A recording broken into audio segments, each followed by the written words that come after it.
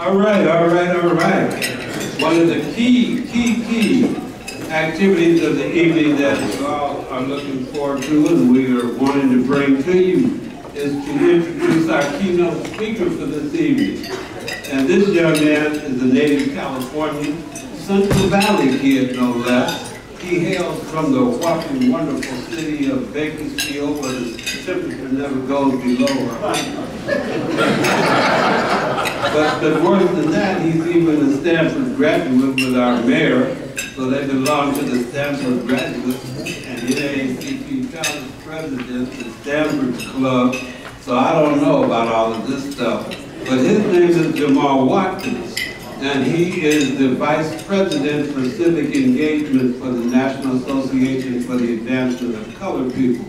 Jamal was just off of a fresh around the country whirlwind tour during the election season, pushing to make sure that all people have an opportunity to vote, and in particular down in Florida and Georgia and some of the southern states and some of our northern states as well. Jamal is a very bright, brilliant young man, and he's almost as good looking as me. But he too is like, you know, he feels to me like a son. I love him, but most importantly, he has grown, he has become, he worked for the unions at a national level. He worked for the NAACP, the SEIU stole him from us, and then we stole him back. So he is a person that has done some powerful work in our country, and he's a very young man. So I don't want to go into a whole lot of paperwork and all that kind of stuff, because when you hear him, you'll know how bright and brilliant he is. But more important than that, he's one who fights for equity, justice for all people in the United States of America. So without any further ado, I'd like to bring to you Jamal Watkins, Vice President, Civic Engagement.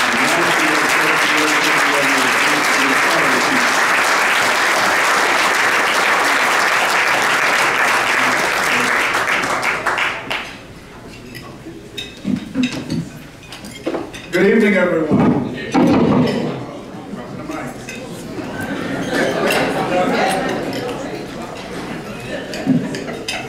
All right, we're going to try this again. Good evening, everyone. It is good to be in Stockton, California, in my home state, California. It is good to be with you all on this evening. I want to bring you greetings first and foremost from the National Association for the Advancement of Colored People, our chair of our National Board of Directors, Mr. Leon Russell, our vice chair, Karen Boykin-Towns, and my boss, my supervisor, President and CEO, Derek Johnson.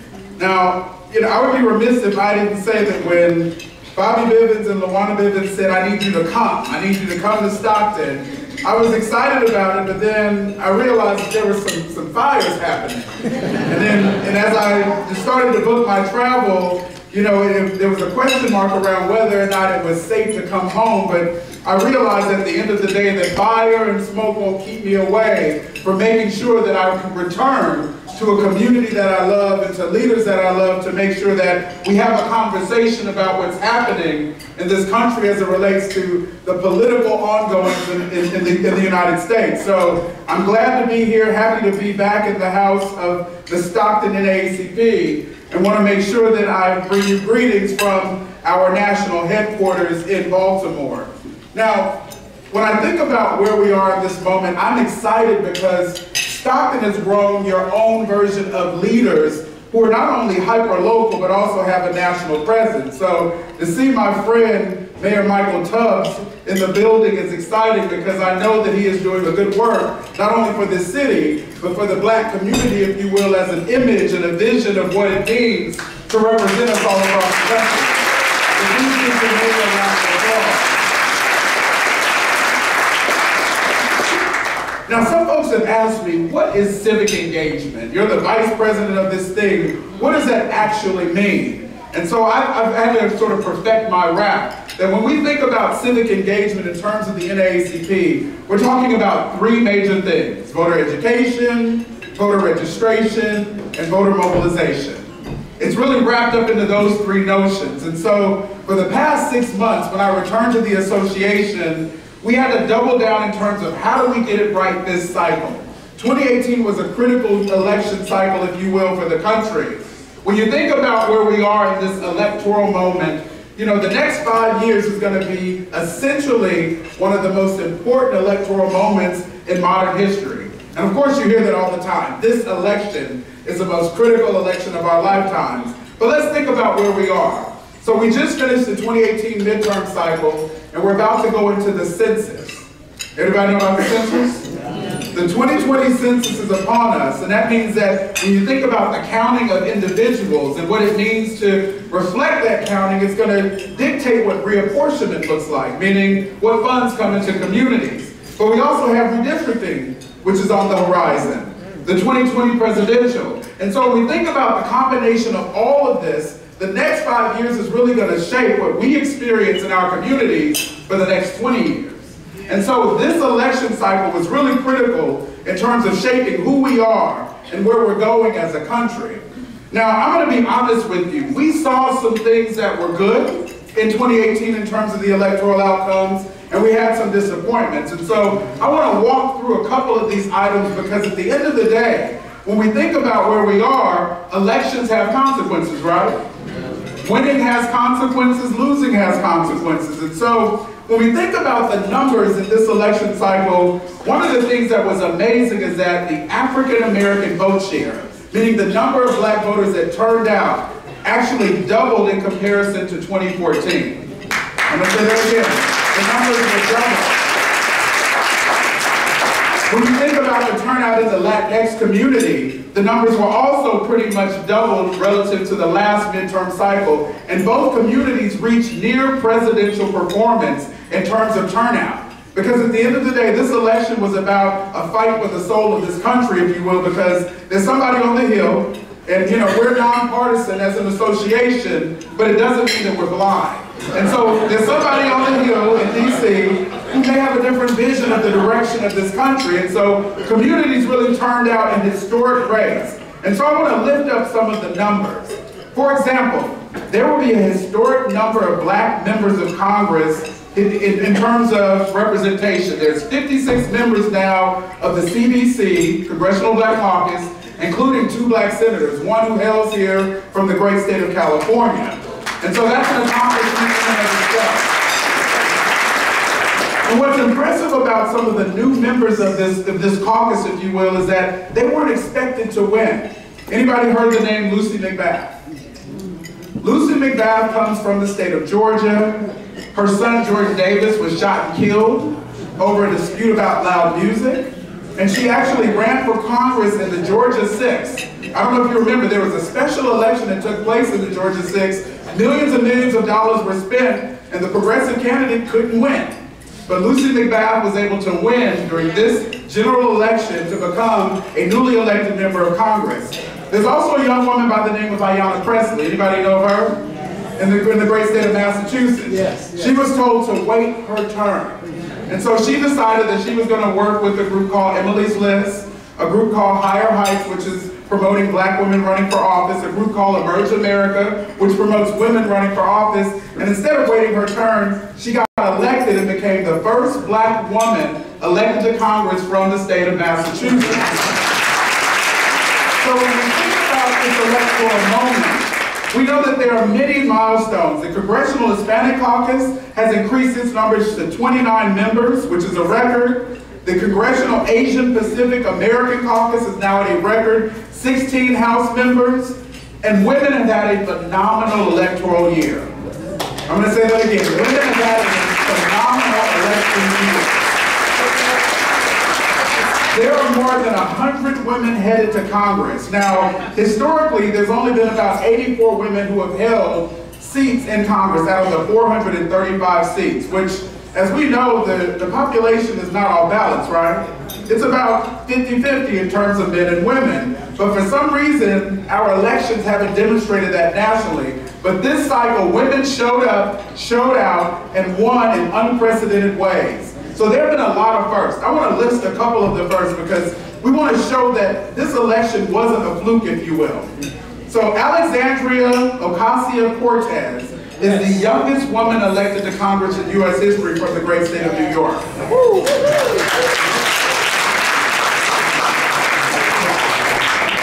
Johanna Hayes was Connecticut's first black congressional woman. Veronica Escobar and Sylvia Garcia were two Latinas elected to Congress, the first in the history of Texas. And so when you start to think about the numbers, it even goes down to the state level. Leticia James became the first African-American woman to be elected to a statewide office in the state of New York as their Attorney General. And Garland Gilchrist is now Michigan's first black lieutenant governor. And so all of this matters in many ways because we're talking about who represents America. Does it look like you and I? Do those individuals truly represent us on the Hill, if you will? And so the numbers actually turn out to be important because in many ways, it dictates who's going to be in control of some powerful committees in the House of Representatives. For example, Congressman Benny Thompson out of Mississippi is now probably going to be the ranking member and chair of Homeland Security. And as you know, Homeland Security hasn't been quite good to us recently. Homeland Security has been the entity that's been utilized to quote unquote build a wall to keep out folks who are unwelcome when this country is built on and off of the backs of immigrants. And so when we think about the shifts that are happening on the Hill, it's important. We also have, for example, Congressman Maxine Waters. She's probably going to be the chair of the Financial Services Committee. And when you think about the Financial Services Committee, that's the committee that literally can ask our current sitting president to show us tax returns. So when you think about the shifts that have happened, there's some uneasiness and some unreadiness happening in Washington, D.C. about a power shift, if you will. But what's most important is that it's about people actually showing up and voting their values. In fact, we heard in the great state of Mississippi that there was no way that there would ever be a runoff, if you will, between the progressive candidate and the conservative candidate. But Mike Espy is actually a part of a runoff race that's going to take place on the 27th of this month. It's unheard of. And so when we think about the shifts that are happening in this country, it really is about how do we actually unpack what it means to be a voter in the United States. And so I don't want to actually only celebrate the things that work, but we did have some losses. Ben Jealous, Stacey Abrams, Andrew Gillum. Anybody know those names? Yeah. Been watching the news? I was in the great state of Georgia on election day, and when the polls opened up, folks were excited. Folks were lined up around the corner at many polling places, but there were 3 polling places in particular that had a mishap. You see, they use electronic voting machines, but somehow the voting machines got to the polling place, but the power cords that connected them did not. I'm going to say that again. Folks came to vote on election day. The electronic machines were there, but the cords that plugged them into the wall to get power were not available. And so they were told by election officials, we have a mishap, you got to come back around noon. And this is 7 a.m. on election day. And the irony of all of this is the gentleman who was responsible for running the election was running for governor against Stacey Abrams. So when we think about what happened in the state of Georgia in terms of a disappointment, we didn't stand idly by. We were looking for everybody to sue as the organization of the National Association for the Advancement of Colored People. We filed several lawsuits, we got the polls extended, but at the end of the day, as you saw, the numbers were razor thin. And so the current governor-elect of the great state of Georgia, he decided once the numbers were pretty close and he pretty much had it in the bag that he would then resign so that there wasn't a conflict of interest. Although there was a conflict of interest the entire time. So when we think about what it means in this country in terms of elections, we understand that it really is about the notion of who we are in terms of our identity, what type of work are we doing as a community, and what is our future like? Where do we go from here? Because as we think about it, elections aren't the end point. They're the beginning of something, right? So if our friend, Mayor Michael Tubbs, decides that he's not going to do what's best for Stockton, guess what we have to do? You have to elect a new mayor. But we know that he's going to hold steadfast to the values of this city and make sure that he's representing us well, amen? So when we think about the notion of where we are in this moment, you know, I want to lift up something that is really important. Who is the NAACP in Stockton? What does the NAACP look like in Stockton? When you think about it, if I threw out the name the National Rifle Association, you all know what they stand for, right? Yeah. You all know what they do. It's pretty clear. If I threw out the name March for Our Lives, anybody familiar with that organization? The young people who are against gun violence? So if you think about it, National Rifle Association, March for Our Lives, very clear, distinct organizations in terms of what they do. But the question for us, the question for this room, is what is the NAACP here in Stockton? What does it do? What is its value add? How is it making a difference? And when we start to think about that in the context of the national organization, our mantra is very simple. We are here to prevent discrimination and to close all gaps and disparities. I want you to turn to your neighbor and say, prevent discrimination. I want you to turn to your other neighbor and say, close all disparity gaps. Close all disparity gaps. Now, the Stockton NAACP, and I'm assuming that all of you are members of the Stockton NAACP, are not steadfast and focused on those two things, then we got to make sure when we leave this room that that is the work that is happening in this city and across this state.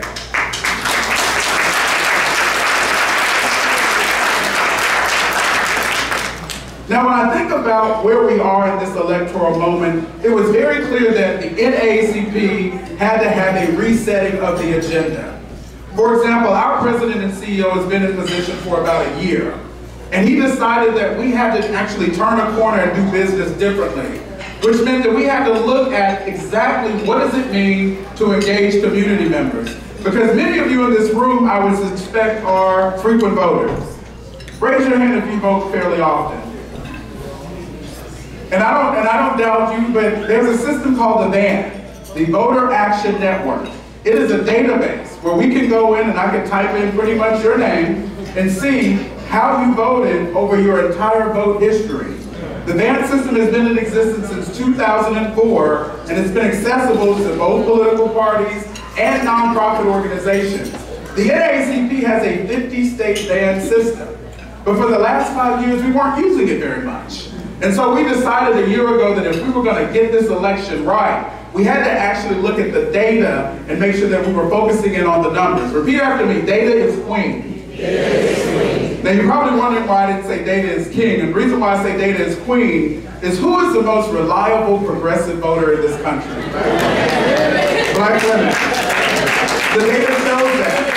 Now that's not to say that black men, unmarried women, Latinas, Latino men don't vote progressively as well, but the most reliable voter on the progressive side when it comes to any issues ends up being black women. And we know this because of the data, and the data is in the BAN system. So what we decided to do about a year ago is to say, let's focus in on data analytics first in terms of who should we be talking to in terms of turning out the vote. And what we found is that there is a whole lot of folks who aren't voting frequently. Anybody drink Coca-Cola? No? But you know Coca-Cola, right? So when you think about elections, elections are like a Coca-Cola ad budget. Whether you drink it or not, you know what Coca-Cola is. Anybody drink RC Cola? I see one hand. But you all kind of know what RC Cola is? Midterm elections is like RC Cola. As you said, is it still around? When you think about elections, you're dealing with folks who participate when it's big, when it's major. And in terms of the presidential election cycles, what we found is that a lot of our folks go out and vote during the presidential cycle, but they disappear after that. Anybody remember 2008? What happened in 2008? Obama. We elected the first African-American president of the United States, Barack Obama. But what happened in 2010?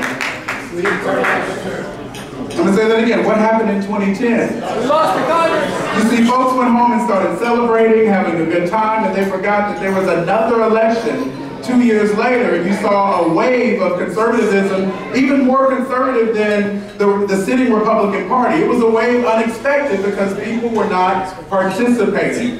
And so what the BAN showed us, the Voter Action Network showed us, is that there were hundreds of thousands of voters of color across this country who were projected not to vote in this election cycle. For example, in Florida, 973,000 black voters were projected not to participate in this election unless someone knocked on their door, sent them an email, sent them a flight of mail, reached out to them, 700,000 black voters in the great state of Georgia were projected to not participate based upon their vote history. So as an organization, we said we got to do something about that. Meaning we have to actually go back and reach out to those voters and those community members to get them fired up about being engaged and being connected. And so that decision actually transformed how we did business this election cycle. So those numbers, when I talked about them earlier, doubling, it wasn't by happenstance. Not just the NAACP, but many organizations decided that we were going to double down and go after infrequent voters and infrequent voters in various communities in order to turn them out. And this was done through a nonpartisan lens. And I know we have some Republican friends in the room, some Democratic friends in the room, and I'll be the first to tell you that the parties on both sides will sometimes disappoint our communities. And so in many ways, we had to actually talk about the issues that matter to those community members, because if we focused on the parties, we wouldn't really get it right. And that's not the focus of the organization that we are all a part of at the NAACP. And so with that, what's been interesting about this election cycle is that there's been a lot of energy, a lot of momentum, and now it's over for a lot of folks. And the fear is that people are going to go back to their daily lives, they're going to go home and do what they've been doing, business as usual. And so we're now in a moment, and the question is being asked, what is the work? What does it look like? What are we actually focusing in on? Now, do any of you know about the NAACP Game Changers? I don't see any hands raised. Okay, that's a good thing. That means I'm doing my job. So the NAACP is focused on several concrete issues that are about empowering our communities and bettering the experience of members of our community. So the first is environmental and climate justice. Anybody care about the environment? Yes. I know the smoke in the air quality even now. We're talking about the environment. And so when we think about environmental justice, we know that we all have a fundamental right to clean air and clean water. And in many ways, communities of color are disadvantaged. We all know about what has happened in Flint, Michigan, right? Yes. It doesn't make sense in a country as progressive as the United States where folks don't have access to clean water. So one of our agendas is to really focus in on environmental and climate justice. Now what about healthcare? Any of you care about healthcare? Yes. Healthcare is a fundamental human right, but health insurance isn't. I'm going to say that again because we live in a capitalistic society. Healthcare is a fundamental human right, but health insurance isn't under this current political reality. But we know that when you look at the Affordable Care Act, which some folks didn't understand that it was the same as quote-unquote Obamacare, that it actually had great benefits for communities of color. From 2013 to 2016, the rate of uninsured African Americans fell from 17% to 12%. For the Latinx community, for Latinos, it went from 26% down to 17%. For the AAPI community, Asian American Pacific Islanders, it went from 15% uninsured rate down to 8%. And for white folks, it went from 12% down to 8%. So when you think about the notion of healthcare in this country and the fight that we had over the last 10 years about the Affordable Care Act, it actually benefited many of us. Many of us who look like everyone in this room. And so when we think about our game changers, the second bucket is healthcare. We are literally fighting to make sure that no man, woman, or child has to struggle to actually have access to good healthcare. Is that a good thing?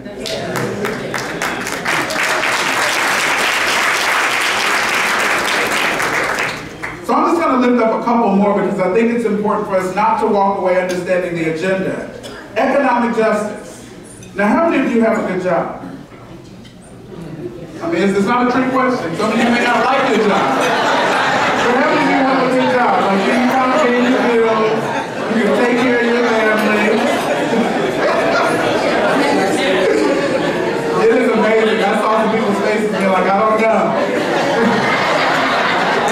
But there's a whole lot of folks who can't afford to eat in rooms like this. I'm going to say that again. There's a whole lot of folks who can't afford to put on nice clothing and eat in rooms like this.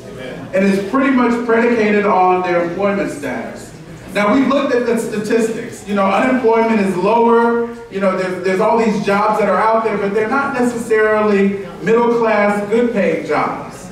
And so when we think about the fight for economic justice, we're talking about bringing back and restoring an economy that works for the people. Because there's no reason why you should have to work 2 to 3 jobs to make ends meet. It's not logical, the data doesn't support it, and so the NAACP is committed to us making sure that we are in the fight for economic justice. Now, I know some folks may disagree, but I love the fight for 15. The fight for 15 has changed the narrative in this country. It's made folks question whether or not the minimum wage actually makes sense. I spent time in Birmingham, Alabama with a couple. They both worked for a McDonald's. The husband was a manager. He made $7.25 an hour, and his wife was just a line employee and she made $7 an hour. 25 cents separated management from his wife, but they were only making $7 roughly an hour and couldn't make ends meet. And so when we think about the notion, we started to look at the data, and the question was, can McDonald's, for example, afford? Theoretically, can they afford to pay these folks more money? And so I hear you saying yes, but there was a debate with one of the former CEOs. He said, if we have to pay folks $15 an hour, you're taking money out of the mouth of my family. But what we realized is that he made about $15 million that year, and he had stock options that got him up to around $20 million. If McDonald's went to a $15 an hour structure, he as an executive would have to take a 2.5% pay cut. Now, 2.5% of $20 million is taking food out of the mouth of your family. And so when we started to look at this notion of economic justice and having that dialogue, we as the NAACP have to be in that fight, because it makes no sense for folks who are working hard to make a few folks rich while everyone else is struggling to make ends meet. Now, I know most of us are not necessarily struggling. Now, I can't count your money, but I think at the end of the day, there's a lot of folks in the community of Stockton and the great state of California and across this country who need an economic boost, and the money is there, but it's about shifting the rules some and readjusting the rules so that we have more equity. Now, how does that sound? Are you all still with me? Yes. Education. I can speak for hours about education inequities. I'm not going to. But at the end of the day, we know one simple thing. In this country, education matters. And how we invest in education matters. And what I've learned from the association is that, we're not going to argue with everybody about charter schools. The real question is, are we investing in schools, period, at high enough rates so that the standards are here, period. Whether your child attends a public school, a charter school, or a private school, the education inequities are very clear.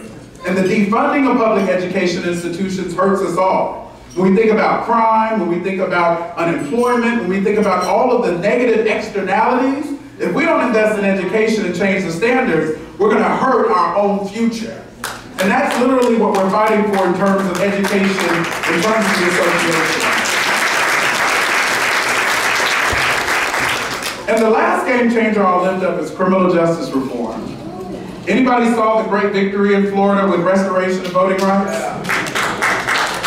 Now I know for some folks, voting rights, if you will, and criminal justice reform is painted as a black-brown issue. But when we looked at the 1.4 million formerly incarcerated folks in Florida, the majority of them didn't look like me.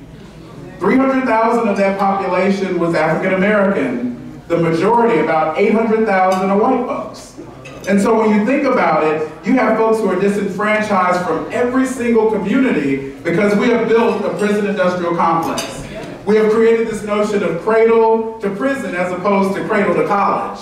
And so when we think about criminal justice reform, I'm reminded a couple of years ago I went and visited the Purdy Women's Center in the state of Washington. It's actually a women's prison that's majority white, and we learned some hard truths. The majority of women in there were because they were affected by mental health issues, substance abuse, or domestic abuse. And everyone, including the warden down to the guard, said that the majority of those women didn't need to be in prison. They needed health care, they needed better jobs, and they needed to be out of abusive situations with men. And so what we learned when we started thinking about this notion of criminal justice reform, but that there was another industry. It was called the prison industries. And in the state of Washington, prison industries has been the most profitable public sector entity in the history of the state.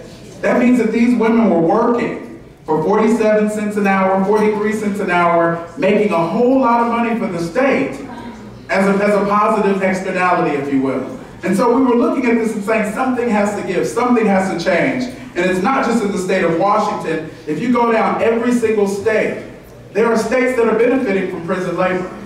And it doesn't make sense. Our friends at the United Food and Commercial Workers Union, who represents poultry workers, found in states like Kansas that the state was competing with the union to get contracts with poultry farmers. Didn't make any sense. Doesn't make any sense. So when we think about the notion of criminal justice reform and what it means, it's how do we right-size our approach in terms of education, in terms of the economy, so that folks don't end up in prison working for the state, that they can actually do good state jobs and become elected officials and actually be a part of the economy as opposed to being utilized in what we would consider slave labor, if you will. Now, I don't see a lot of folks nodding with me on this. I don't see a lot of folks excited about this, but this is a crisis in our country. There are millions of folks who are in the system who shouldn't be. And so at the end of the day, the question is, where do we go from here? There's a lot of work to be done. And my grandmother says that you need folks in the street, you need some folks in the hallway, and then you need folks in the boardroom. But they all have to be aligned and working towards the same mission. And so when we think about the NAACP, our partnerships, this community, it literally is about making sure that we do the next 5 things. We have to win elections. We are not doing this work to lose. Every single election matters, whether it's the dog catcher or the mayor or the governor, we have to win elections. It is about determining who represents us at the end of the day. The second thing is that we have to play the long game. This is not about what just happened yesterday or last week. This is about what's going to happen 5 years from now.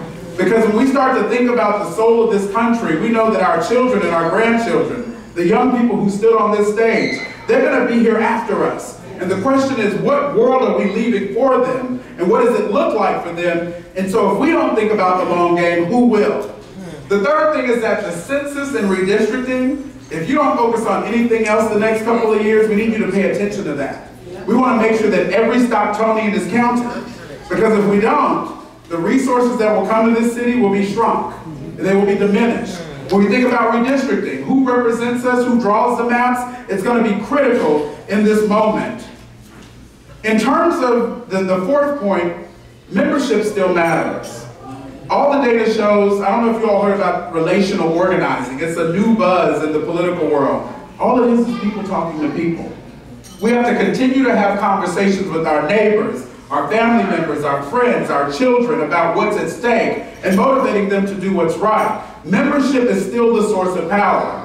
And at the end of the day, how we build back power is by doing it community by community, block by block, city by city. That is the only way we're going to make gains and advantages in this country. And so as I come to a close, I'm very clear that cities like Stockton matter because you represent what America looks like, but what America will be. And when we think about the political climate in this country, whether or not you fall on the conservative aisle or the liberal side of the aisle, we don't really care. We care that you're willing to invest in public education. We care that you care about the economy and making sure that people have good jobs and representation, that you care about education and healthcare and how it's coupled together, that you're really focusing in on the long game in terms of bettering all communities. And so when we think about where we're going over the next 20 years, it's in the fate of all of our hands. The work is on us, and the time is now to make it happen. And so I want to close with an exercise. If you're able to stand up, please stand with me.